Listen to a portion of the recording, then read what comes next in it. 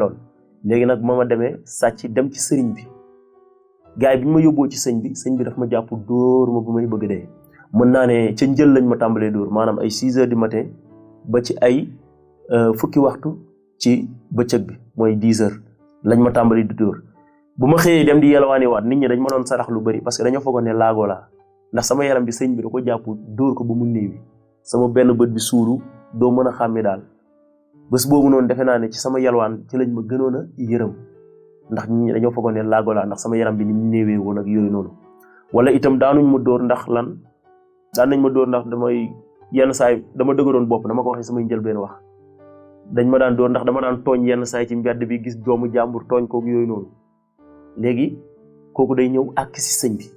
bu ñëwee àkk si sëñ bi daf may jàpp itam wax dëgg yàlla daf may toroxal yu métti moo dem ba ci àgg gis ne daara bi kat wax dëgg yàlla mënatuma fee ne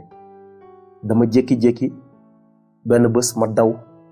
ndaxte nit amul lu dul ndeyam ak baayam surtout xale daara bi Kaolack la nekk te ñun ginnaaw Kaffrine lañ dëkk bi loolu amee ma daw ci daara ji ne sama kër baay laa jëm ndax lii man xawma ko bi ma dawee dem sama kër baay dem bi métti woon na ndax mënoo am oto bu la yóbbaale te loolu noonu wax dëgg yàlla ay maanaam sori woon na lool diggante boobu noonu léegi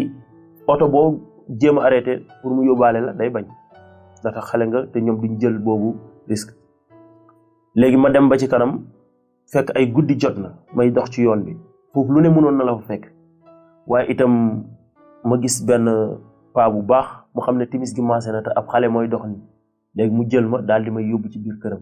dalal ma foofu noonu jox ma reer ne ma suba boo xëyee nga fëggaat say dàll maanaam jëlaat sa yoon bi ko defee nag léegi man du ma bàyyi ba ay diggu guddi yooyu noonu gis benn oto buy romb rek ma lang ci oto boobu noonu mu yóbbu ba benn dëkk bu ñu naan Ngàcc diggante Kaffrine la ak Kaolack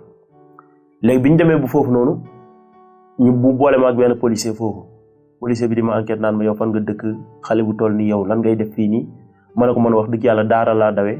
te damay ñibbi sama kër baay ndaxte foofu laa xam léegi mu boole ma ak oto yu jëm Kaffrine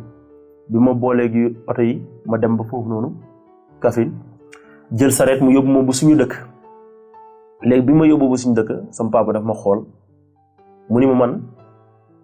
li nga ñëwee fii nii du loo xamante ni bëgg naa ko ndaxte foofu noonu fi ma dëkk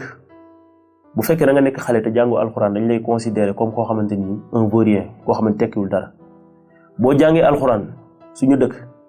sa mag jàngul alxuraan nekk ci kër gi même bu fekkee day jàppale sa baay ci liggéey bi sax yow boo ñëwee yow la ñuy gën a